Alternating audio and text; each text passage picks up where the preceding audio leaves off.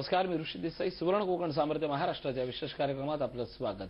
मातीच्या प्रत्येक कणावर आणि स्वतःच्या प्रत्येक कर्तृत्वावर विश्वास असणाऱ्यांचा हा कार्यक्रम, ज्याचं नाव सुवर्ण कोकण. या कार्यक्रमाच्या निमित्तानं आज आपण बोलणार आहोत सुवर्ण कोकणचे संस्थापक अध्यक्ष सतीश परब यांच्यासोबत.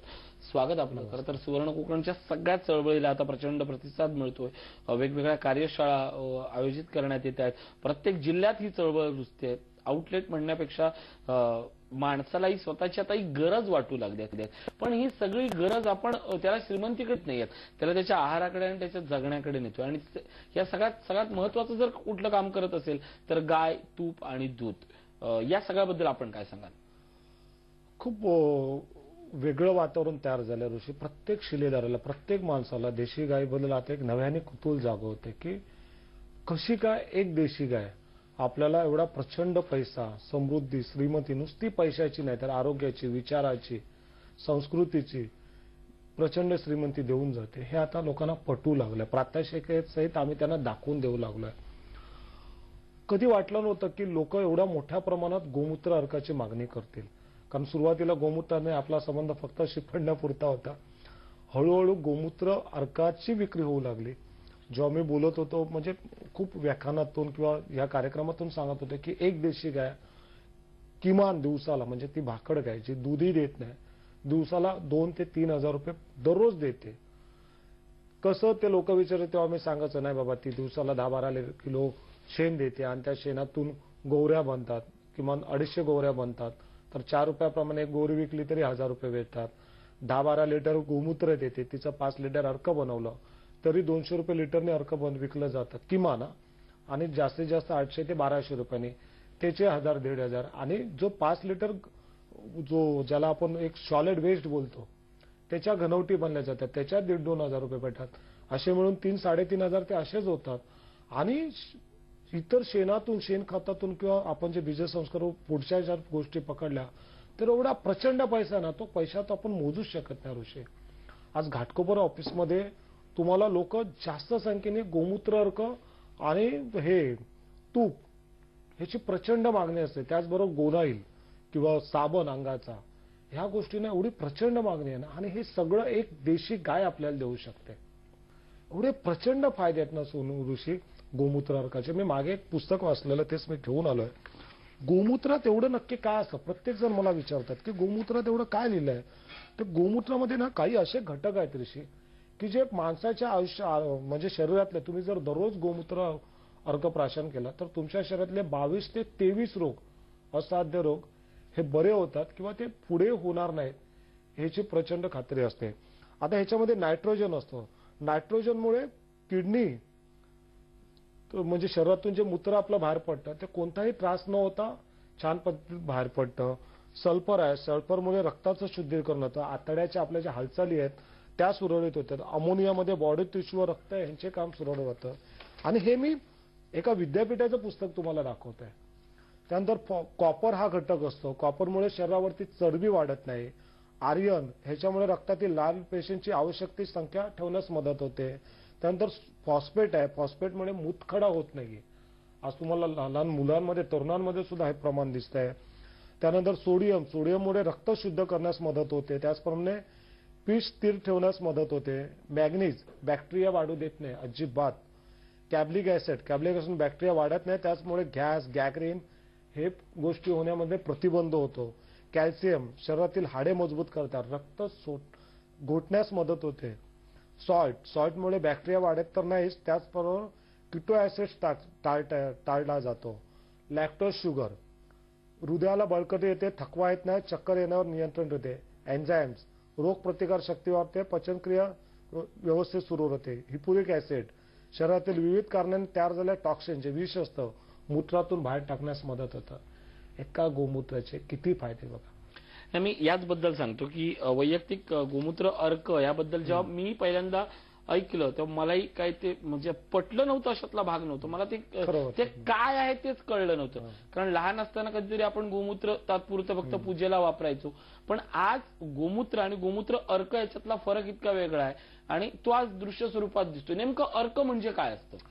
ऋषी, अर्क म्हणजे काय की गायीचं जे गोमूत्र जे सकाळी धरलं, अच्छा त्याच्यातही प्रकार असतात की गाय आजारी असता कामा नये, ती गाभण असता कामा नये. सो म्हणजे आज मार्केटमध्ये मिळतो तो काय आहे प्रकार? गोमूत्र नावाने जो विकला जातो तो आधी प्रकार काय आहे? नाही, तो गोमूत्र नाही, ते पाण्यामध्ये 2-4 गोमूत्राचे थेंब टाकतात ना. गोमूत्र म्हणजे तेही अस्सल गोमूत्र नसतं. गोमूत्र नाही. ओके. जे 10 रुपयाला 20 रुपयाची बॉटल भेटते त्याला गोमूत्र नाही म्हणता येणार. गोमूत्र हे जे आमचे जे गोपालक आहेत त्यांच्याकडनं आम्ही जमा करतो आणि त्यांना सगळं प्रशिक्षण दिलं असतं की कसं सकाळच्या वेळेसच ते धरायचं असतं. आणि त्याच्यानंतर ते गोमूत्र एक मशीन असते, ती 10,000 पासून ते 30,000 पर्यंत भेटते. जशी त्याची क्षमता असते किंवा जेवढी कॅपॅसिटी असते त्याच्याप्रमाणे असते.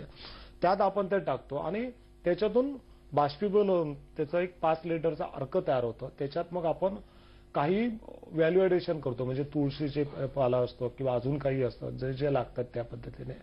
तो 10 लिटर मधनं 5 लिटरच अर्क निघतो आणि 5 लिटर जो असतो ते सॉलिड वेस्टेज असतं, म्हणजे एक 4-5 लिटर.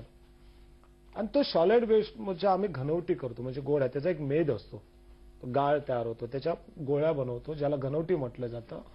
आणि घनवटी आणि अर्क, जर 1 चमचा अर्क आणि 1 घनवटी गोळी जर घेतली तर तुमच्या शरीरातले जवळजवळ असंख्य आजार हे लांब पडतात किंवा आजार होतच ना. तुमची रोगप्रतिकार शक्ती खूप, कारण गायीमध्ये खूप मागेही मी तुम्हाला सांगितलं की गाय एक अशी प्राणी आहे की जिच्यामध्ये सूर्यकेतू नाडी आहे आणि त्याच्यामुळे गायीच्या शेण, गोमूत्रात, दुधात सोन्याचा अंश खूप मोठ्या प्रमाणात असतो. तुम्ही गायीच्या जवळ बघा तर तिच्यामध्ये अमोनिया आणि मिथेन याचाही मोठ्या प्रमाणात साठा असतो. तुम्हाला एक सांगू की खूप लोक मला बोलायचे की परत तुम्ही सगळं बनवायला सांगता, ह्याला मार्केट आहे. तर मी नेहमी सांगतो मार्केट तुम्हाला नाही भेटलं तर ते मार्केट कुठे असतं हे मी दाखवीन आणि मार्केट तुम्हाला देण्याचाही प्रयत्न करीन.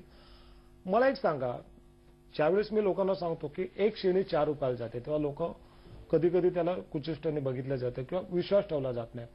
आपण घरामध्ये ज्यावेळेस मच्छर असतात, डास असतात, त्यांना पळवण्यासाठी आपण काय लावतो? कॉईल लावतो, जी कसवा छाप वगैरे असं काहीतरी असतं. ही एक कॉईल किती रुपयाला भेटते? साधारणपणे असेल 40-45 पर्यंत जातो. बरोबर आहे. आपण 30 रुपये जरी पकडली एक कॉईल, ती लावल्याने नक्की काय होतं? मच्छर पळतात? नाही, सफोकेशन वाढतं. सफोकेशन. तुम्ही ना ती कॉईल लावा घरामध्ये आणि खिडक्या बंद करा. आपल्या घरातल्या वयोवृद्ध मुलांना किंवा लहान मुलांना, माणसांना त्रास होतो, त्याचा त्रास होतो श्वसनाचा. मच्छर पळतात की नाही ते देव जाणो, त्याच्यावर अजून संशोधन केलं पाहिजे. मग 30 रुपयाची कॉईल जर तुम्ही घेऊन जाळता, पण तीच जर एक गोवरी जाळला तर देशी गायीची, संपूर्ण वातावरणामध्ये तुम्हाला मिथेन आणि अमोनियाचा मोठ्या प्रमाणात, म्हणजे ऑक्सिडेशन वाढलेलं तुम्हाला दिसेल, ऑक्सिजनचा पुरवठा वाढलेला तुम्हाला दिसेल. कोणत्याही प्रकारचा बॅक्टेरिया त्या घरात नाही, त्या 3 किलोमीटरच्या परिसरात राहणार नाही. मग एवढं प्रचंड काम करणारी गौरी 4 रुपयाला जात नाहीये आणि विष पसरवणाऱ्या ज्या कॉइल्स आहेत त्या 30 रुपयांना. केवढं मोठं दुर्दैव आपलं. पण ह्या गोष्टी आपण जर समजलो ना तर आपण लोकांना सांगू आणि लोकांना सांगू तर लोक त्याचा वापर करू शकतील. मग ही सुरुवात प्रत्येकाने केली पाहिजे. तर मला वाटतं भविष्यामध्ये कोणालाच देशी गायीच्या जे काही बाय प्रोडक्ट्स आपण घेतो ते जे शेण आणि गोमूत्र होतं त्यासाठी मार्केट शोधण्याची गरज भासणार नाही ऋषी. नक्की. देशी गायीच्या बद्दल जर बोलायचं झालं तर याची गुंतवणूक ही एक फार मोठ्या प्रमाणात आहे. म्हणजे अनेक जण असं म्हणतात की गिर गायच्या बद्दल बोलतात ते ऐकायला छान आहे, पण इन्व्हेस्टमेंट करायची म्हटलं तर त्यात 90,000 ते अगदी 2-2.5 लाखापर्यंत जातीवंत या गोष्टीचा खर्च आहे. पण तरी जरी ही गुंतवणूक केली तरी त्यातल्या रिटर्न्स बद्दलचं काय, त्यातल्या श्रीमंतीबद्दलचं काय? मग गरज का 90,000 रुपये टाकायचे? तुम्ही एक भाकड गाय घ्या जी 5-10 हजारापर्यंत भेटते. आपण दुधाकडे का बघतो अजूनही? आपल्याला शेण आणि गोमूत्रच हवं आहे ना. मी तर म्हणून दूध देणारी जी गाय आहे तिचं गोमूत्र किंवा शेण काही वेळ आपण उपयोगात पण आणू शकत नाही. म्हणजे जेव्हा ती गाभण असते तिच्या पुढे मागे 1 महिना म्हणजे 3 महिने आपण नाही घेऊ शकत. पण भाकड गायचं गोमूत्र तर तुम्ही नेहमी धरू शकता आणि भाकड गाय तर तुम्हाला 5-10 रुपयाला भेटते. आपल्याला ठरवायचं की आपल्याला श्रीमंती नक्की कशात हवी. की मला मान्य आहे की देशी गाय, गिर गायचं आणि तीही एवढी 90,000 नाही, तिलाही 40-50 हजारात ती आपल्याला भेटते, ती पण घरपोच म्हणा. परंतु ज्याची परिस्थिती नाही, मी नेहमी सांगतो की पैसा कमवण्यासाठी, उद्योजक होण्यासाठी, श्रीमंत होण्यासाठी कोणत्याही भांडवलाची, कोणत्याही शिक्षणाची आणि कोणत्याही प्रशिक्षणाची सुद्धा गरज नसते. गरज असते ती तुमच्या अंतःकरणातली जी आग किती भडकली आहे त्याबद्दलच. तुम्हाला किती राग आहे तुमच्या परिस्थितीबद्दल, तुमच्या अपमानाबद्दल. कारण आम्हाला सवय झाली त्या रोज रोजच्या अपमानाची, आणि त्या अपमानाचं आम्हाला काहीच वाटेनासं झालंय. मग जोपर्यंत हा राग येत नाही, जोपर्यंत ती चीड येत नाही ना, तोपर्यंत काहीच नाही ऋषी. कारण एकदा काय ती चीड पेटली, एकदा काय ती ठिणगी पेटली ना, की तुम्हाला सगळं जग जिंकणं सोपं होऊन जातं. पण ते पेटणं महत्वाचं आहे. आणि हे पेटवण्याचं काम मला वाटतं सुवर्ण कोकणच्या कार्यशाळेत असंख्य जे मार्गदर्शक आहेत, की जे आलेले प्रशिक्षणार्थी असतात, ते खूप छान पद्धतीने करतात. या सगळ्यातनं म्हणजे ज्या पद्धतीनं आपण गायीच्या गोमूत्राबद्दल बोलतोय, पण शेण या घटकाचा व्यावसायिक श्रीमंतीसाठी वापर होऊ शकतो का? नक्की आजही होतोय, प्रचंड होतोय. आम्हाला माहित नाही, मुळे आम्हाला कळत नाहीये. ज्या दिवशी आपल्याला माहिती पडेल त्या दिवशी आपल्याला समजेल की व्यावसायिक कारणाने किती मोठा होतोय. आमचे मित्र आहेत, गायकर आहेत किंवा रानडे साहेब आहेत, ह्यांना महिन्याला 1,00,000 टन या देशी गाईच्या शेणाची ऑर्डर्स आहे सौदी देशांमध्ये. कितीतरी गोष्टी जर त्यांना भेटू शकतं ना, एवढं मोठं मार्केट, एवढ्या मोठ्या ऑर्डर्स, तर आपल्यालाही नाही भेटू शकतात ना. आणि नाही भेटलं तर आम्ही आहोतच ना सुवर्ण कोकण. पण तुम्हाला त्यासाठी आतमधून पेटून उठलं पाहिजे. रस्ता दिसला समोर मला म्हणून मी क्रॉस करेन तर तसं ना, तुमचा रस्ता तुम्हाला स्वतःला शोधायचा आहे ऋषी.